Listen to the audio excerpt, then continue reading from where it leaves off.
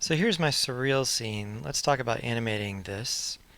This is going to be an instance where using linear keyframes is going to be preferable in a lot of instances. In our other projects, we were trying to do something where we're conveying weight and distortion and displacement, that type of thing, through the curvature of the keyframes. However, here, a lot of these scenes are meant to look larger, or at least more massive, or more weighty. And in that case, with these scenes, it's going to be a better idea to have things moving at a slow speed consistently throughout the shot. Here we're thinking more cinematically, that this is a world that existed before the edit and after the edit, and things aren't speeding up or slowing down very much in this. There may be some exceptions that we find here, but for the most part, I'm going to use linear keyframes. So let's say Control D here to get to our project settings and make sure that we're set up correctly for animation here. 24 FPS. Let's go ahead and say 5 seconds here. So we'll say 5 times 24. It gives me 120 frames. We can go over here in our project settings for animation, and for this set our default interpolation to linear. That'll save us some work later, because remember the default interpolation is spline, but here we just changed it so that now we're using linear. That'll make things easier. And yeah, I think that's good. That's pretty good there. Okay, let's organize the scene a little bit here. I have two lights. When I was looking at this, I turned on the shadowing, and I like the shadows being cast here. I don't think that was on in the other example file, but they may be, I think they're too dark by default and sort of creating too much visual weight in the scene. So I'm going to come over here to shadows and dial down the density of this one. I turned on the shadows over here. Shadows, shadow map soft. Shadow. Remember, they're not going to show up unless you adjust all the viewport render settings, but we already did that in a different project. And so let's say 30. There we go. All right, so now the visual weight is restored, but still having the shadows gives us a sense of space, and I think that's better. Cool. So now both of those have shadows. I have a camera. If you don't have a camera, you want to make a camera. Let's look at our camera settings here. I sort of had the default framing. What does it look like if I dial this to 50? So those of you who've taken photography class over here, we have some information about the actual focal length of the... Oh no, I dialed it in here. This is the sensor film. So 150, yeah, I did make a decision about that. So let's leave that there. I think I talked about that in the other tutorial. So I'm going to leave that there. Let's just go ahead and add some very, very simple camera motion to this. And so I'm going to come up here to, I usually do camera movement from the top, so I can sort of see the whole thing at one time. And just add some very simple camera motion, trying to be simple with the keyframes. So let's come in our coordinates. It's going to move on the Z axis. And so I'll just set a keyframe there at the very beginning, come over here to the end, and just sort of nudge it forward, hit E, and just move it a bit, kind of like that. And then come back here and set another keyframe. And let's move this back. Let's come back over here to the perspective and see how that looks.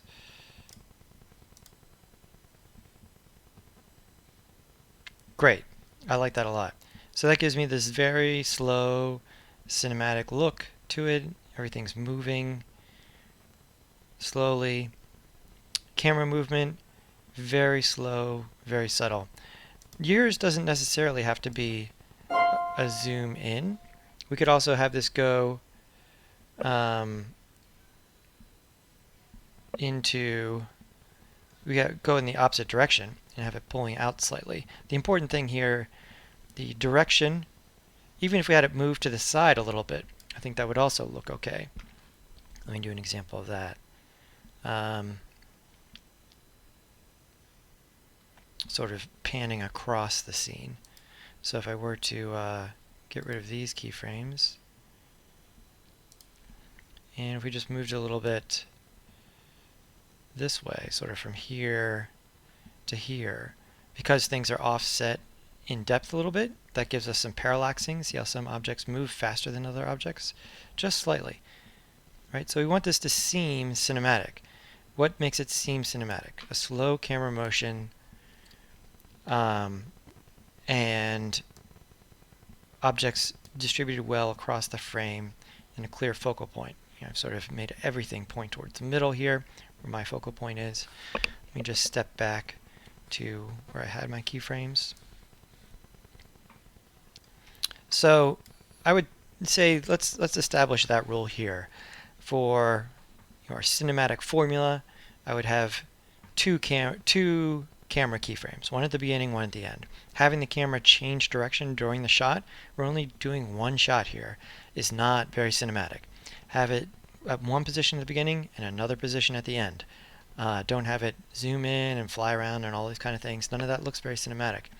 We're trying to make it look cinematic and weighty. Cool. That works. Let's add a little bit more motion to this using the same sort of rules. Just two keyframes, but giving things maybe some individual motion. And because I've set mine up on this sort of rotational plane here, everything around this center axis, let's come in here, and I've got things organized again. Clicking on the cloners in the object browser is much better than coming over here and clicking in the window, because it may click on something further down in the hierarchy, and we want to find a place here where it makes it easy to control.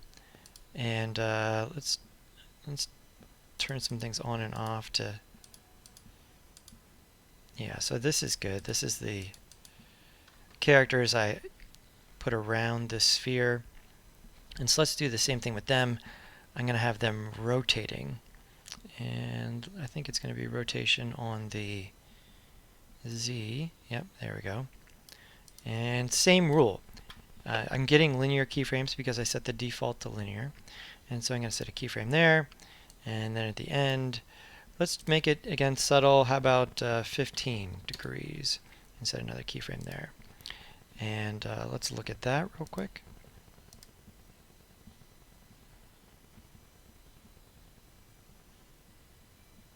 Nice. Now, let's add some contrapuntal motion, something going the opposite way.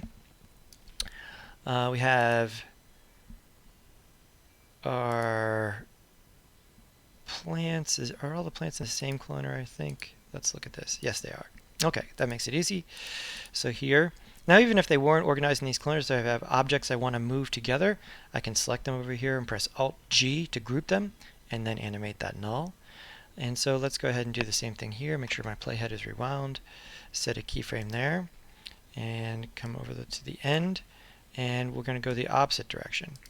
Maybe a little bit faster. Maybe it's like 20 degrees or so over the course of the entire shot.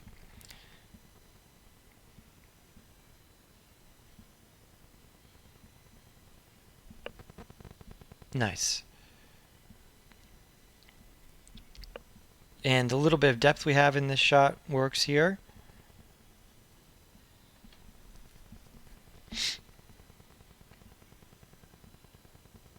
Cool.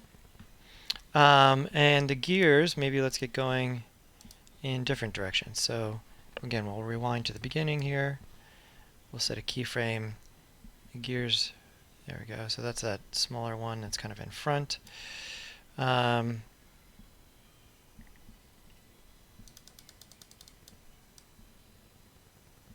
might move this one. Now that I'm animating this, I see that some things are passing through each other. And, you know, it is surrealism, but I kind of want them not to do that. And so I'm going to move this one forward on the z-axis. I'm not animating this, I'm just moving it. And then we're going to animate the rotation here. So let's put this back at 0. It really doesn't matter what the degree, because my things are circular, it doesn't really matter what the numbers are. What matters is the amount of change between the two rotational numbers. There we go. Let's see that in real time.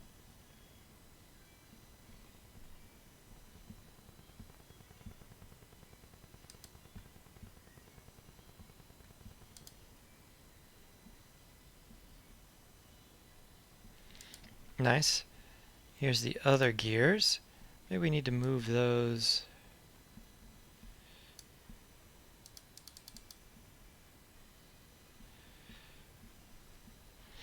Might be easier to look at it this way. So I can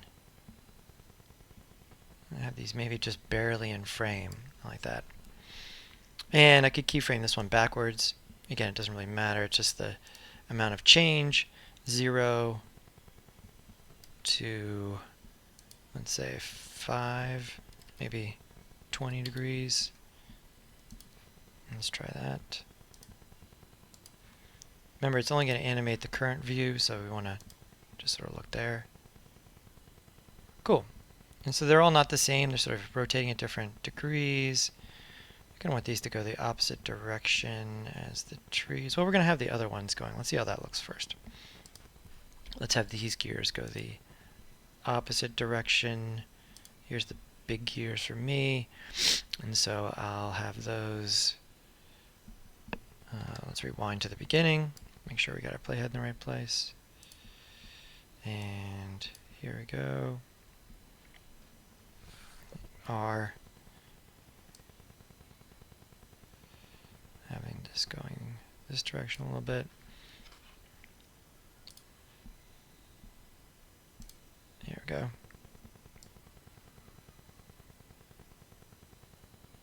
There we go. Things going different directions or different speeds.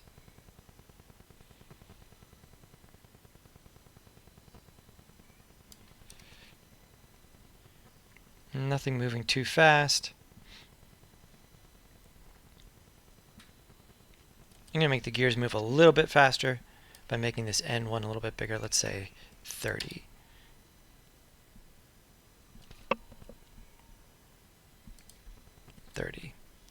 And keyframe that. Just so that it looks like they're not attached to the figures that are in the middle.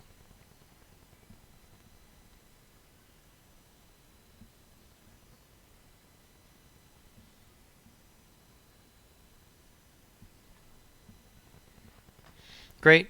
And we see that they're passing through some of the flowers here, so maybe we can move them a little bit. A lot of these are artistic decisions, sort of just tuning what we have here.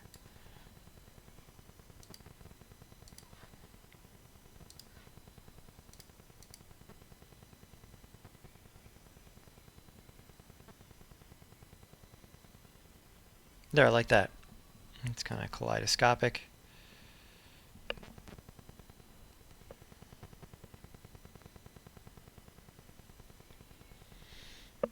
And let's see here.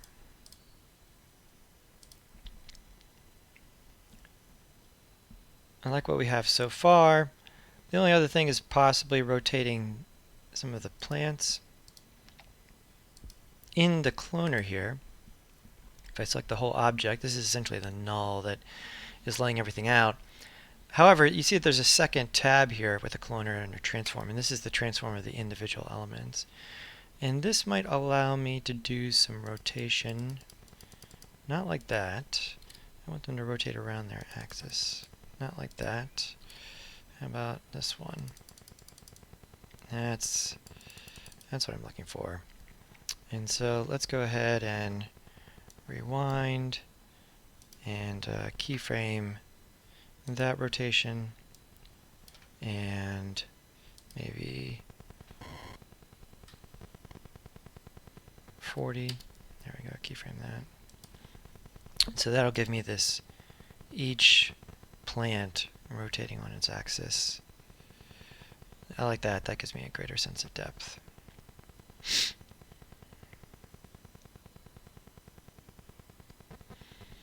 So looks very cinematic. I'm happy with what we've got here so far. Again, the pacing is slow. Let's talk about, I'm on my nice computer at home, so it's running just fine. But even using the viewport render, it may not be super quick. And you can look at it in some different ways. So here in 25, we have this button here. And so the playback settings. This is important. I don't think we've run up against this too much in Cinema 4D, but if we look at it, this is one of the key differences between Cinema 4D and After Effects. If we click and hold here, there's this very important checkbox up here that says All Frames. And this means that Cinema 4D is going to slow down when you hit the play bar in order to make sure it shows you every frame. If you uncheck it, now it'll skip frames in order to show you how fast the animation is actually going. So quicker than what I was thinking. I still think that's pretty good. It looks cinematic still, not too fast. And so this is a big one, especially if you're on a slower computer. It'll look very, very slow until you export it. And so this allows you to get a better chance of previewing what the actual speed of the animation is in Cinema 4D. So that's better. The one other thing I wanted to try and animate here is the flowers in the head. And so if I go to my cloner where I did this, essentially I grabbed that puppet from the asset browser, and then I deleted the head and replaced it with these flowers. And so if I grab one of these here, I'm going to uncheck the cloner so you can see it's just one of them. There we go. I might be able to rotate these as well. There's several of them, but they all look like they're facing the right direction. And so that's good. I'm going to group them. So I'm going to shift click all of these and Alt G. There we go. Call this flowers. And so now if I rotate flowers, I believe on this axis, there, they'll rotate there. So let's add some animation there. Let's add keyframe and another keyframe here at the end. Kind of like so. And so adding this rotation, there we go. I think that might need to go the opposite way. Let's say -40.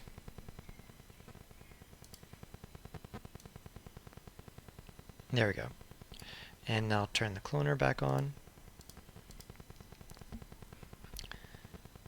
And rewind. And let's look at that. Great.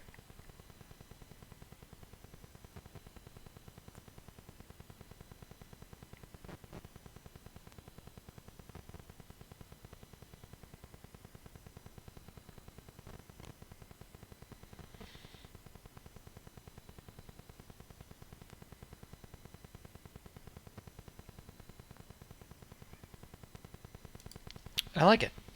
Let's save this file, save incremental. I've already saved this project with assets, and so saving it incremental allows me to do the separate version that's animated. There we go. I have things rotating in one direction, things rotating in another direction. Right, this is the surreal one, so I would encourage you to make it look cinematic. But as far as the specific rules here, I'm just sort of walking you through my process. Your process for your surrealistic image will certainly be different. Everybody's image is going to be different. Focus on making it a compelling image and making the animation not look frantic, but rather more cinematic. There we go. I like that. We'll leave it there. Let's check our render settings. And again, I have the viewport renderer. We don't want 4K. We want HD 24. There we go. We want to say all the frames. There we go. We want to make sure that we are making PNGs so that we can easily bring this into After Effects. I'll make a folder here.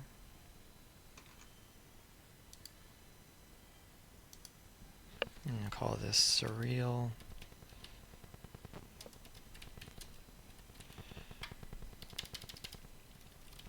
Anytime I make an image sequence, I want it to be in a folder.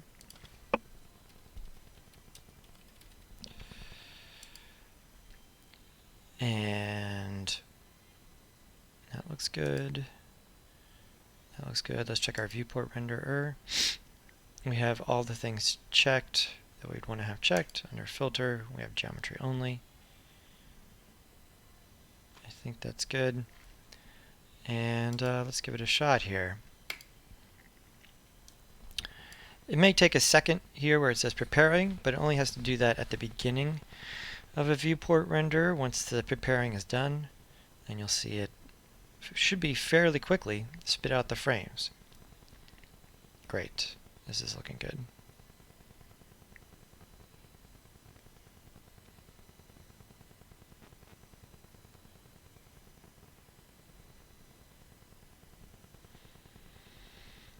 Great, so now I can bring these both into After Effects. I'll make a separate little movie here about adding some animation, probably simpler animation to the realistic scene, depending on what the scene is. Great. I'll post this here in a minute.